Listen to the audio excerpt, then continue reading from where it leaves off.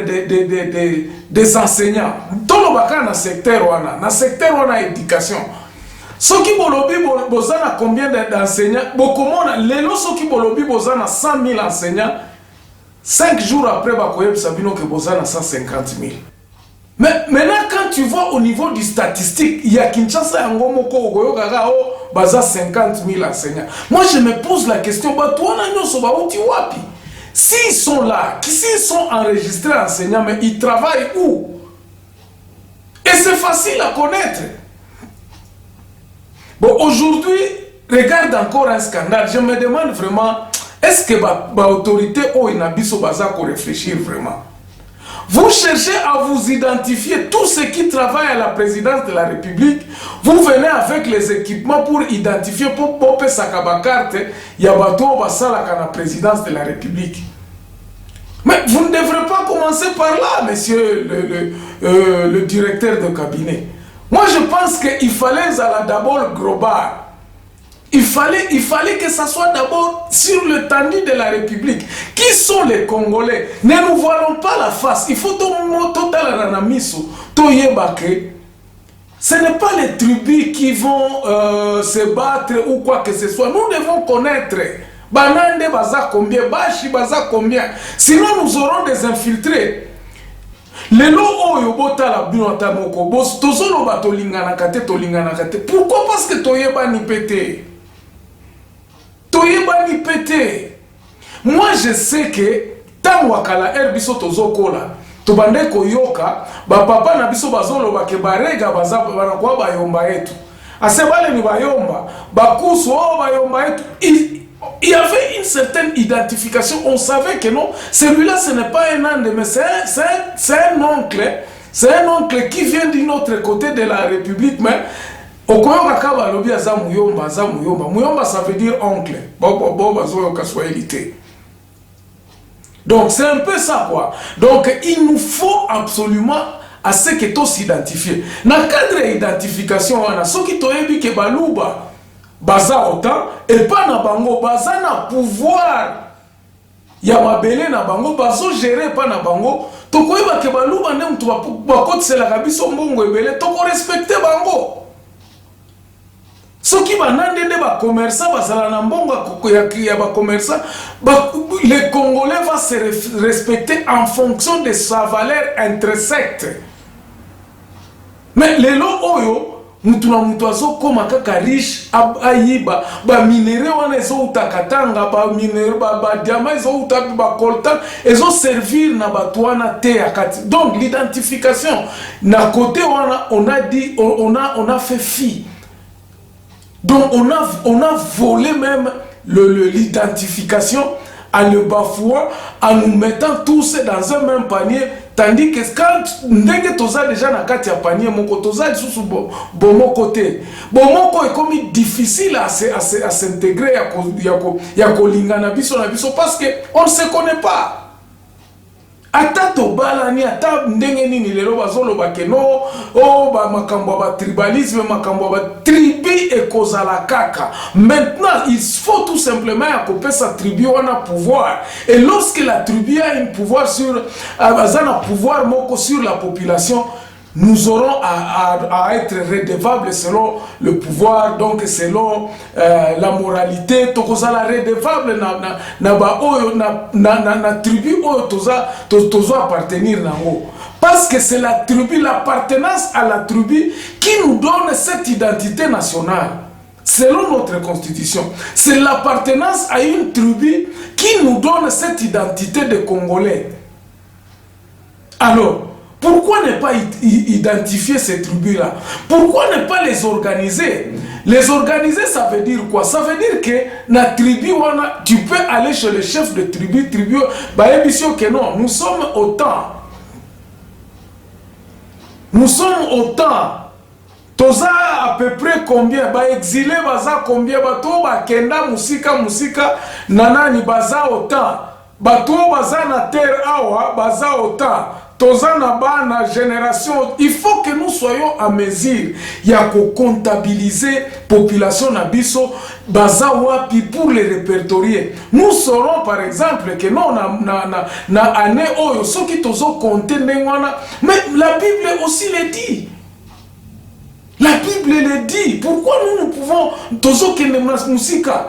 La Bible le dit que non, ils allaient na comptage. Quand Jésus-Christ est né, il y avait recensement. Les gens allaient au recensement.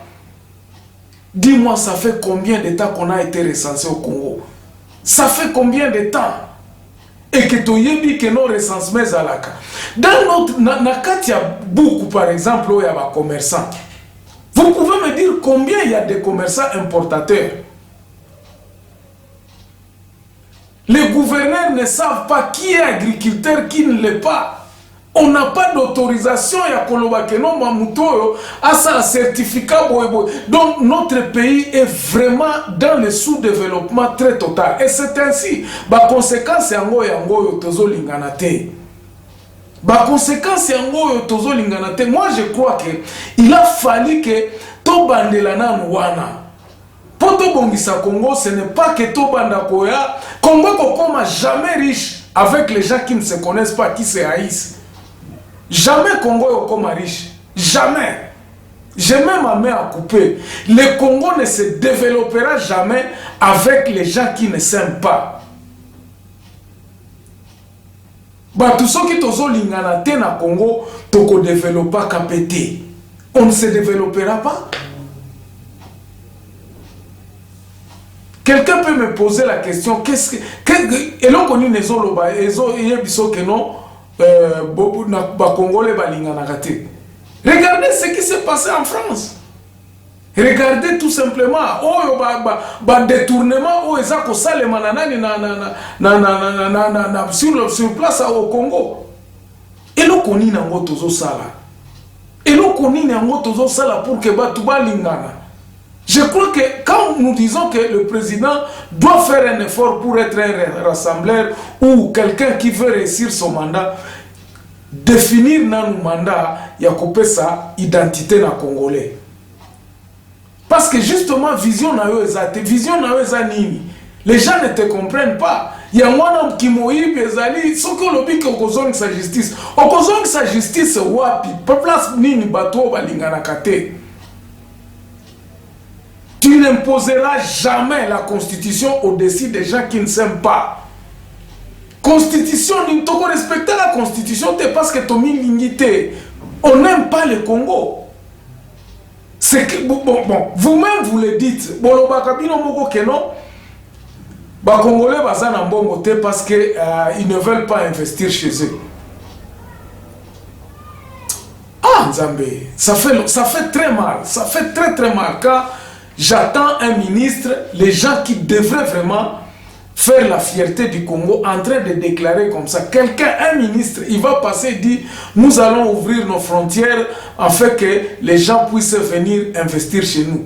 Nous sommes en train de vendre notre pays. Tozote Kambo Kanabiso. La population ne s'aime pas. Regardez vous-même la distribution même des contrats. Bozote Kelango étranger.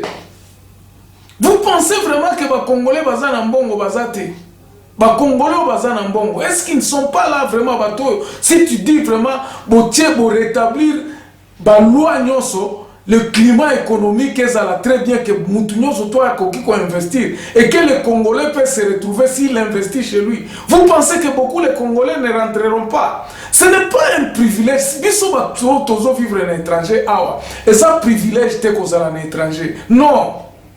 Et ça privilège te. Si les gens sont en train de se battre et de protester en Europe pour que biloko bozo salawana et si là. Moi, ça me fait très très mal. Voyant que tozo bunde là-bas, tout sous bazolo non, ezata kobina, oh ezat musique. Non, non, non, c'est pas encore le temps. Le pays est dans un gouffre où tout le monde doit être conscient que non, il faut tout bongisambo canabiso. L'Europe ou l'étranger où nous sommes toujours considérés comme des étrangers. Quand je pars au Congo, et le Congo que ça la nga pasi, tant nazo koma na epa na mboka na ngai, et ça la nga pasi kozo mona ke oza empêté. Tolinga na kate, nous ne s'aimons pas. Ils vont préférer que nous va servir mundele bozo kotana na boza na kiu boza na na mulongo po ba pesa bino ba entrer na ba visa na bino mundele est traité mieux que toi ba kotala ka passeport no ba bio za congolais ozala ka wapi ba komo lukelo ba mitif belé ndeko na yo okoma sikoyo na banzela kuna lisu ndenge biso tozwaka ba bus okuta ba barrage ba koyebiso oza na carte d'électeur te okotala bato musu baza na ba carte d'électeur à faux. Donc tu te regardes, tu te dis mboka o ekobanda ndenge nini bonge tokobandela wapi nzambe na ngai. Si nous connaissons le nombre de Congolais, ceux qui toyebi nombre à Congolais, chaque tribu, ce n'est pas moi qui le dis, c'est la Constitution qui le dit. Batuna batuba ebi que non, ce qui est pas na bino baza ba pension numéro na yo pas na bino te. Tu ne peux pas avoir une carte bancaire, tu ne peux pas être na fonction par exemple na ministère te ou que za la mutuboete ou que ça la boete. Les gens se conformeront. Parce que bakoloba bon yo uti wapi. Faites-nous la preuve que non, tu viens de là. Faites-nous la preuve que Oza Moulouba. Il faut que Panabino Balouba va confirmer que non Oza Moulouba pour Yakozwa Moussala dans le ministère. Les gens vont commencer à aller chercher leur identité. Regarde ce qui se fait. Donc, na misala angot batubaza kowelela, na enseignement primaire et secondaire, ce qui se passe là c'est eza eloko moko zomi tuno lobi mendengeni. Donc, il suffit lelo oyona tinda kombo na ngai balukelinga numéro matricule na komi pe na kati ya liste à paye. On se bat pour être sur la liste de paye, tout simplement. Donc procédure moko identification nanga ezalité. Est-ce que le président vraiment, est-ce que le gouvernement, est-ce que bino ba parlementaire, est-ce que vous ne pouvez pas militer vraiment pour que babilo kwana nyoso d'abord ya koluka ba investisseur babilo koni to lukana mbongo ya ko s'identifier nanu.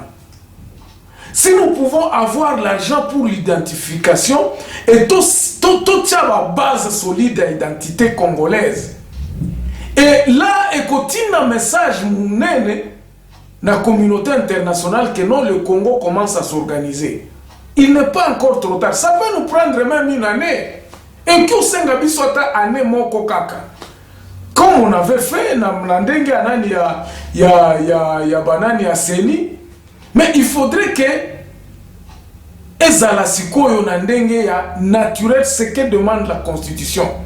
Tokongi osala ngona une année, pendant cette année là to salika ba effort ya ko s'identifier. Vous allez voir que batu oya l'état ba kozala identifiable. Ce qui osa quelque part, tu seras identifiable et que tu okoki kosala manyanga te. Lelo batoazo ki manaba mbongo ba yebi ka ke justice ezalaka te, bakoki pe ko identifier bango te ou bien ba yebi bango mais comme ils sont influents, bakosa osala bango ni. Tu n'as rien à faire avec eux.